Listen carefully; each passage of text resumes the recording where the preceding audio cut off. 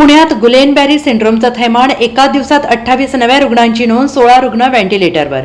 पुण्यात गुलेनबॅरी सिंड्रोम या आजाराने चिंता वाढवली आहे. गुलेनबॅरी सिंड्रोम रुग्णांची संख्या 100च्या पार गेली आहे. आठवड्याभरातच पुण्यातील गुलेनबॅरी सिंड्रोमची रुग्णसंख्या 101 वर पोहोचली आहे आणि यामधील काही रुग्णांची प्रकृती चिंताजनक आहे. सध्या 16 गुलेनबॅरी सिंड्रोम रुग्णांची प्रकृती चिंताजनक असून ते व्हेंटिलेटरवर आहेत. महत्त्वाचं म्हणजे पुण्यात एका दिवसात 28 नव्या रुग्णांची नोंद झाली आहे. रुग्ण आढळून आलेल्या परिसरात आरोग्य विभागाकडून 25,578 घरांचं सर्वेक्षण करण्यात आलेलं आहे. राज्यातील एकूण रुग्णांपैकी 68 पुरुष आणि 33 महिला आहेत. गुलेनबॅरी सिंड्रोममुळे 40 वर्षीय व्यक्तीचा मृत्यू झाला आहे.